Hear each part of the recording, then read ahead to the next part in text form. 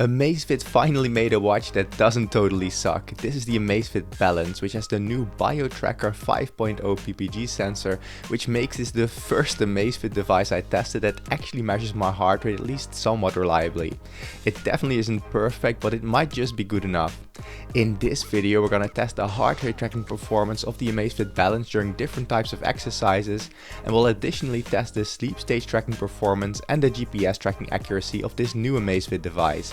As always, I don't want to waste your time, so there are timestamps on the timeline. Let's get started. Hello everyone, for those of you that are new to the channel, my name is Rob and I'm a postdoctoral scientist specializing in biological data analysis. Now, Amazfit devices have historically performed terribly in my testing, and like I said, the Amazfit Balance is the first watch to break this trend. Sadly, the one thing that Amazfit generally does do very well does not reflect back in this watch, namely the nice design of most of their watches. Amazfit devices generally have quite beautiful screens and a good design, but I personally find the Amazfit Balance quite chunky and not so good looking. However, that's a subjective opinion, and that's not what you're here for. Let's focus on some objective testing instead, and let's start with the heart rate tracking performance. I'll start off by looking at the performance of the Amazfit Balance during indoor cycling, which is a relatively easy exercise for a watch to track given the limited movement and lack of tension on my arm. And here you can see an overview of those results. Now, to test the performance, I'll compare the heart rate measurements of the Amazfit Balance against the Polar H10 ECG chest strap, which can generally record my heart rate very accurately. Now, each dot in this plot is a single heart rate measurement, with along the horizontal axis the value according to the Polar H10 ECG chest strap, and on the vertical axis the value according to the Amazfit Balance. Now, the closer the points are to this blue line right here, the better the agreement, and the darker black the color the more dots that there are. And as you can see, there's generally a pretty good agreement between the Polar H10 and the Amazfit Balance. Most points are on or at least close to the blue line, and the correlation, which is this R value up here, is also quite high at 0.95. The maximum value of this correlation is 1.00, so a correlation of 0.95 is really good. There are a few points away from the blue line, especially below it right here, but still this doesn't look too bad. But we really need to look at those individual bike rides to see what's going on. And here you can see that first example interval spinning session where we see a pretty decent agreement between the Amazfit Balance and the ECG chest strap. Now, along the horizontal axis we have the time, and my heart rate is on the vertical axis, with in blue-green my heart rate according to the Polar H10 ECG chest strap, and in red my heart rate according to the Amazfit Balance. And for this ride, most of the time the heart rate was correctly detected. Only right here, where I had a decrease in my heart rate, did the Amazfit Balance detect an increase in my heart rate. So it detected about double my heart rate right here. So it detected a heart rate of about 140 BPM, I would say, whereas in reality my heart rate was about 70 BPM. So it probably had a bit of a noisy signal, but this is the exception rather than the rule. Looking at my next spinning session, we see this looks quite good. Most of the time my heart rate agrees between the Polar H10 and the Amazfit Balance, and that's also what we see for this bike ride right here. Though again, there's one artifact right here where it all of a sudden detected an increase in my heart rate. But as I said, this is the exception rather than the rule, because for most indoor cycling sessions it looks rather good, like for instance right here. And also right here, there is some minor deviation, for instance right here, a slight delay in it picking up an increase in my heart rate. But overall, I'm quite happy with the performance of the Amazfit Balance during indoor cycling. So that's not looking too bad. There are some small artifacts, but nothing much to complain about. Compared to other older Amazfit devices, this is actually great performance. But let's take a look at how this watch compares. And we will do that by comparing the performance of the Amazfit Balance to many of the other devices I've tested in the past, and that overview is displayed right here. The correlation value I was talking about before is the metric we will use for this, which is displayed along the horizontal axis here. We want that value to be as close to 1 as possible. On the vertical axis, I actually ordered the watches from worst to best. So the further to the right and the higher a device is, the better is its correlation with the reference device. And I marked the Amazfit Balance in red right here. And as you can see, compared to all other watches out there, it's in the upper middle class of watches. It isn't amazing as the Apple watches up here are, for instance, but it's definitely decent and probably good enough. What is important to know is that many of the other Amazfit devices are on the bottom right here, here and right here. So out of the bottom 8 watches right here, 1, 2, 3, 4, 5, 6 were Amazfit devices. So this is really a significant improvement all the way up here. But let's zoom in a bit so we can actually read those labels. And that zoomed in view is displayed right here. So these are just the watches with a correlation of 0.9 or higher. And as you can see, even amongst these better watches, the Amazfit Balance is doing quite decently.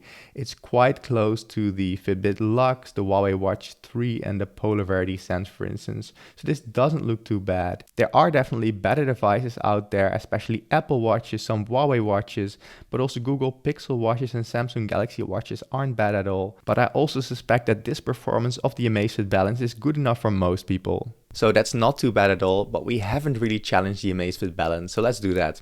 Let's now take a look at the next most difficult exercise for Watch the Track, running outside. Now running outside increases the bumpiness during the exercise, however there's still little tension on my arm and on my wrist, so this is only slightly harder for the watch to get a clean heart rate signal. Let's see how the Amazfit Balance did. And you can see that overview right here, but now for running. And as you can see, the agreement is still very good. The correlation is very similar at 0.95 and all values are on or close to the blue line, or most measurements at least. There are a few below it, for instance right here and also right here, and a few above it, but the deviation is quite minor. So this looks good for the Amazfit Balance. It doesn't seem to suffer from cadence lock, where it measures your cadence instead of your heart rate. But let's take a look at the individual runs to see where there's still some points below and above the blue line. And here you can see the results for my first run with again the Polar H10 in blue and the Amazfit Balance in red. And there's generally a good agreement between the Amazfit Balance and the Polar H10. There's some minor deviation, for instance right here and also right here, but generally this looks very good. And that's also what we see for the second run right here, though in the beginning it missed my heart rate for a while before it caught on, but after it acquired the heart rate signal, it actually looks really good.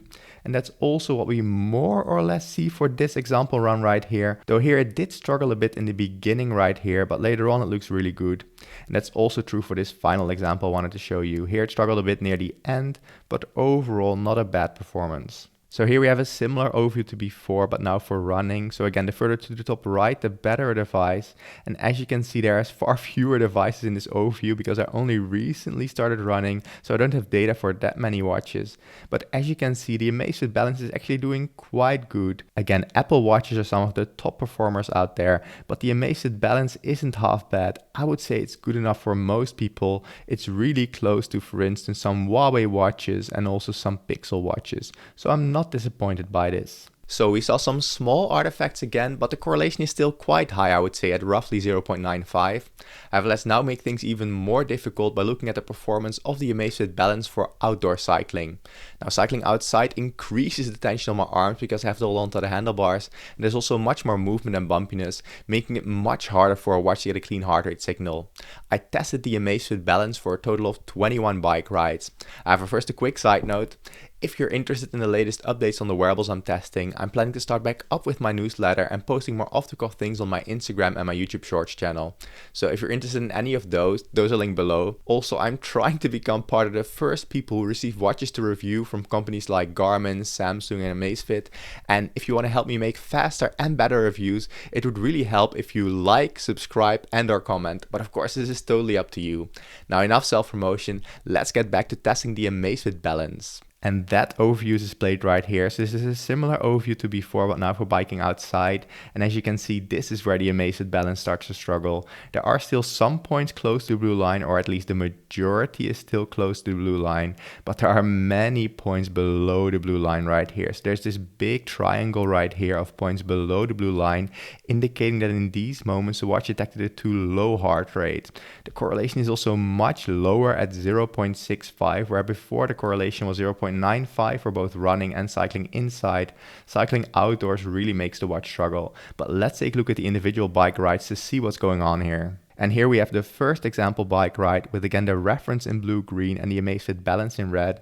And as you can see, the agreement is not amazing. There's generally quite a delay in it picking up an increase in my heart rate. So it does seem to catch up over time, but it really needs a bit more time to get those peaks in my heart rate. You can see that right here, but also right here, and right here. So each time I have a sudden increase in my heart rate, it really struggles to keep up. And that's what we see to a higher or lower degree in many of the bike rides. So for this bike ride right here, it didn't struggle as much during the second part, but during the first part it had some issues. For this bike ride it actually looks quite good, so there's not much to complain about. Also this one doesn't look that bad. Then for this bike ride where it did detect my heart rate, it was quite good, though it missed my heart rate for a large part of the ride, so somehow it lost the signal right here. And then for other bike rides, we again see a delay in it picking up an increase in my heart rate. You can see that especially near the end of this bike ride right here. And also for this bike ride, it either had a delay or it completely missed a peak in my heart rate, as you can see right here. So it's a bit of a mixed bag. Some bike rides look okay-ish. I would say this one looks okay-ish, though it still has its issues. Though others are quite a bit worse, where for instance right here, it misses a large part of the peak right here. So be aware that at least on me, the Amazfit Balance is struggling a bit. And again, this is a similar overview to before, but now for biking outside. And as you can see, the Amazfit Balance marked in red isn't amazing. It's not the worst device out there, which again are other Amazfit devices. So the top 5 worst performing watches here are all Amazfit devices. So for instance, the Amazfit Bip U Pro, but also the Amazfit T-Rex Pro and GTS 2 Mini, and also some newer ones like the GTR 4 aren't doing great. Amazfit devices are really some of the worst devices out there, at least up until the Amazfit Balance, which is doing quite okay for most exercises, but it's not amazing for biking outside, as you can see right here. Most devices are doing better than the Amazfit Balance for biking outside, so I wouldn't really recommend it for that type of exercise. And again, Huawei watches, Google Pixel watches, and especially Apple watches are doing a lot better. So while biking outside, the Amazfit Balance didn't perform as well as it did, for instance, for indoor cycling and running. It missed a significant number of peaks in heart rate and also has some delay in picking up on changes in my heart rate.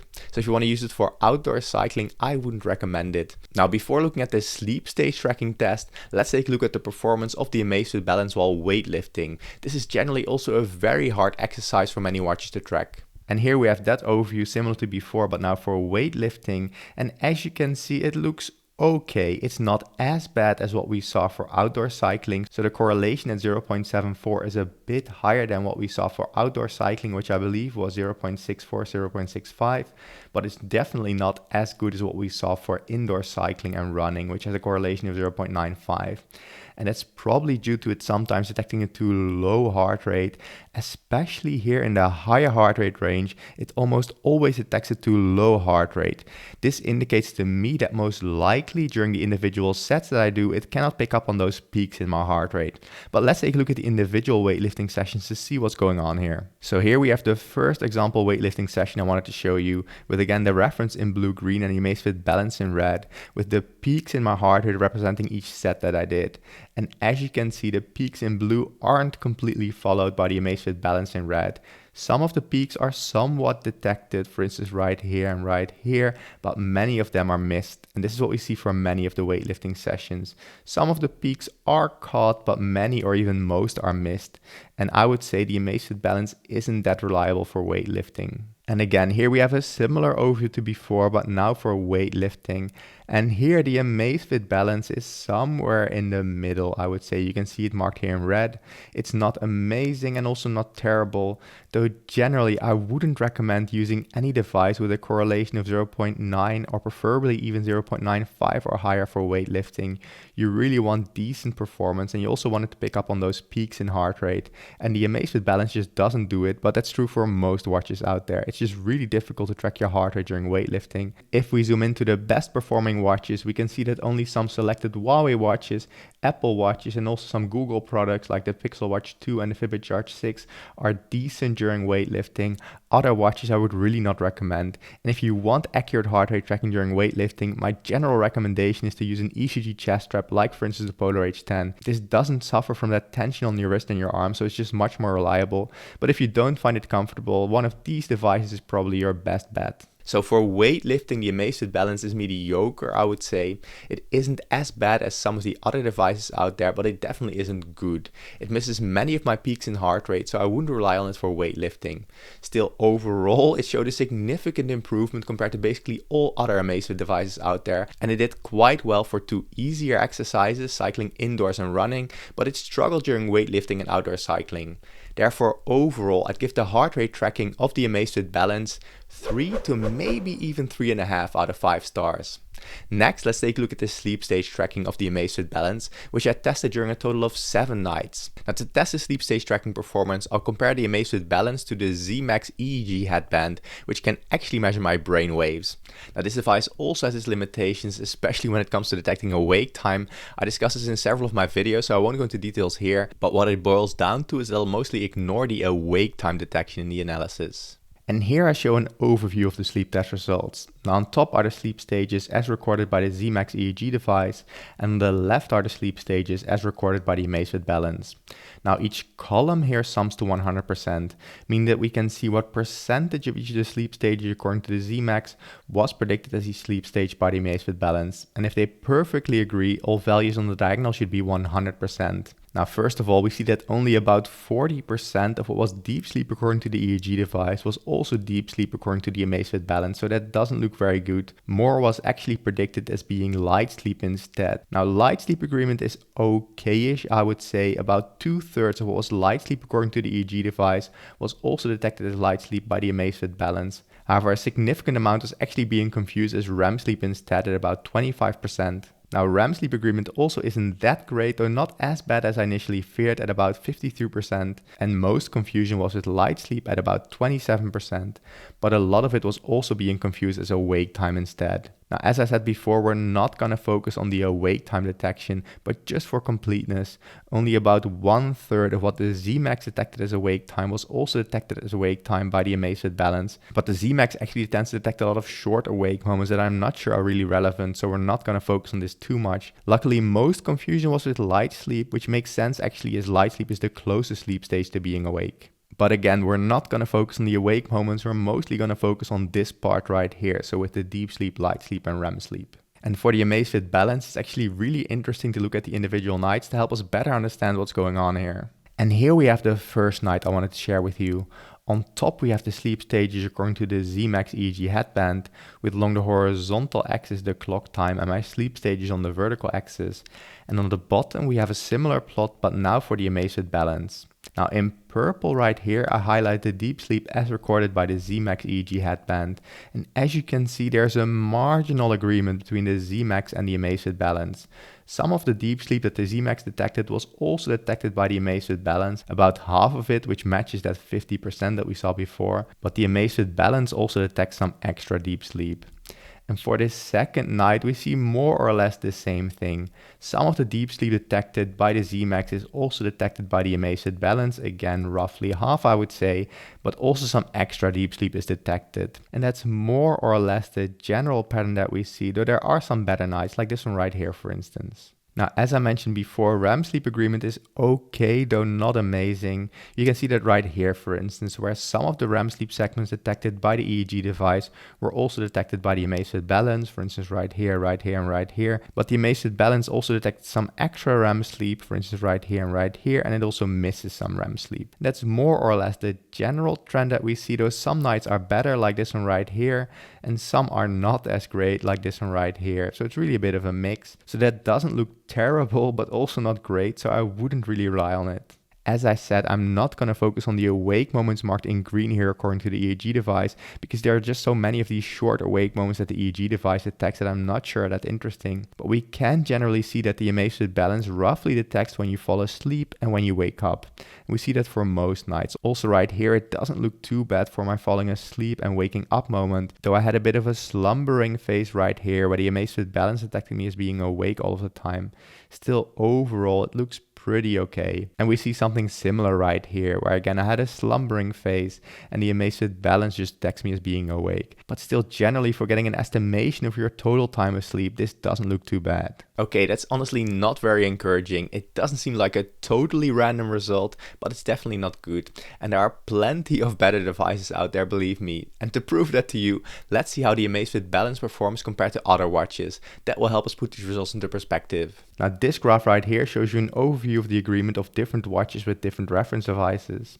Along the horizontal axis, we have the average agreement over the individual sleep stages, and on the vertical axis, we have the agreement of the worst sleep stage. Now, the better the agreement, the more to the top right the device is, and this overview is slightly complicated because I use different reference devices. So the devices not marked in any color were tested against the Dream 2 EEG headband, my general reference, but Dream went bankrupt, so I cannot use it anymore. The devices marked in blue-purple were tested against polysomnography, so the gold standard in sleep stage tracking, and the devices marked in green were tested against the Z-Max EEG headband, so the same device we're using in this test today. And you can see the Amazfit Balance marked in green right here. So it's really amongst the lower performing watches, I would say. It's not as bad as, for instance, the Mi Band, but it's also not nearly as good as many of the other devices out there. Especially Apple Watches are very good sleep stage trackers, but also the H-Sleep Pod 3, Aura rings, the Pixel Watch, and even the Whoop strap are pretty decent sleep stage trackers, and the Amazfit Balance just doesn't come close. So I really recommend just using the Amazfit Balance for tracking your total time in bed, maybe your total sleep time, but not more than that. So the sleep stage tracking performance of the Amazfit Balance is basically what I expected it to be like. It's not something I would rely on. I think it can be used to get an estimate of your total time spent in bed, but that's about it. I wouldn't use it for anything more detailed. Therefore, I'd give the sleep stage tracking performance of the Amazfit Balance 2 out of 5 stars. Next, we're going to take a look at the GPS tracking performance of the Amazfit Balance. I tested the GPS tracking performance by cycling the same route several times and seeing how well the signals overlap. Let's take a look. And here you can see the results for 6 times I cycled back from work. Now I always started my ride either right here or right here, and I didn't give the watch any extra time to acquire the signal. And as you can see, there is some noise in the moment it acquired the signal. So this ride right here, for instance, I probably started all the way down here, and it took some time for it to acquire the signal. And if we zoom in a bit to these 4 rides right here, all of them are supposed to start roughly in front of this building right here. And you can see definitely there's a bit of noise in when it acquired the signal. One time the signal is all the way down here, and I'm not sure why that is. I'm not sure if this is a very late acquisition and I actually started it all the way back there where also this one was started, or if it was actually started down here and it's noisy. Still, the signal acquisition isn't perfect, but it definitely doesn't take a lot of time for it to acquire the signal. So it might be good enough for most people. You might just have to wait a little bit for it to get the signal. And if we then look down the route, we can see it's a bit noisy, though not terrible. There's one signal which is very deviant right here. Others are actually relatively close to each other, and this one keeps deviating quite a bit. Also, one more signal is deviating a bit right here. And if you go down the route, there's always 1 or 2 signals that are deviating a bit, and the others are relatively close. It's not terrible actually. Many of the signals here are super close, and this looks better than some other watches. Let's zoom out a little bit. If we go down the route, we can see the signals are actually not that far away from each other. It actually looks quite decent. Here I took different routes. You can see one time I went along here and one time along here, but the signals stay quite close together. Usually here near the radio tower there's a bit more deviation, and we can also see that right here. There might actually be some signals coming from right here that are interfering. Still, overall this doesn't look too bad, honestly. The signals are relatively close together, and there are many watches that are doing worse. There are some better devices out there, like for instance the Apple Watch and especially Garmin watches, but this doesn't look that bad to me. But let's take a look at some rides to work to see what these look like. And these are displayed right here. I only have 3 rides for this, so these are 3 times I cycled to work. Here we can see that the signal is always acquired very quickly and very consistently. I always started it on the corner right here. So there's a bit of deviation right here, but this doesn't look too bad. And if we zoom out a bit, we can actually see that the signals are relatively consistent. Now we're only looking at 3 signals right here, so there isn't as big of a chance of a deviating signal. But generally, if we go along the route, it actually looks quite decent. It's not amazing, there is some deviation also right here and right here, but it generally doesn't look too bad in my opinion. If we go along the route even further, there's generally a relatively small deviation between the signals. But you can judge for yourself compared to some of the other watches I've tested in the past where I take a similar route. Overall, I'm actually not that disappointed. Yes, there is some deviation. It goes a bit away from the road, but overall, this is relatively consistent. And for a device like this, I actually expected worse performance. So overall, not bad. So the GPS tracking performance of the Amazfit Balance isn't half bad. It isn't amazing, but it's actually better than I expected. I always find it difficult to put an actual number on it without actually quantifying it, but I'd probably give the GPS tracking performance around 3 to maybe even 3.5 out of 5 stars. Before getting to my final conclusions, of course there's many limitations to my testing, the main one being that I just tested it on myself with whatever firmware was available at the time. Now I tried to summarize my final judgment on the Amazfit Balance and I find myself struggling somewhat. I saw you can now get it for about $200, which isn't terribly high. It's not cheap, but it's also not the most expensive watch out there.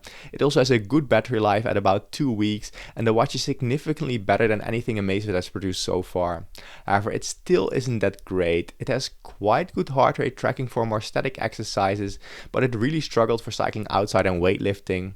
The sleep stage tracking also wasn't that great. The GPS tracking performance on the other hand wasn't too bad. Also, and I know this is more subjective, I really don't like the way it looks. Amazfit generally does such a good job making watches with a really nice screen and a relatively slim design, and this thing is just a bit too bulky for me. But of course that last part is very subjective. All in all, I'd probably give this watch 3 out of 5 stars. Amazfit has definitely improved their heart rate tracking, which is good, but they've got a bit to go before I would strongly recommend any of their watches. Of course, also check out some other reviewers if they reach different conclusions. If you do decide to get an Amazfit Balance, an H-Sleep Pod 3, a Whoop strap, an Oura Ring, another device, or anything else on Amazon for that matter, even something as small as toilet paper, want to potentially save some money and at the same time support the channel, there are different affiliate and non-affiliate links in the description below. They do not cost you any extra and some even provide a discount. Also, given that you made it to the end of this video on the Amazfit Balance, check out my other reviews of Amazfit devices as well, and also my top general recommendations. In the meantime, thank you so much for watching and catch you in the next video.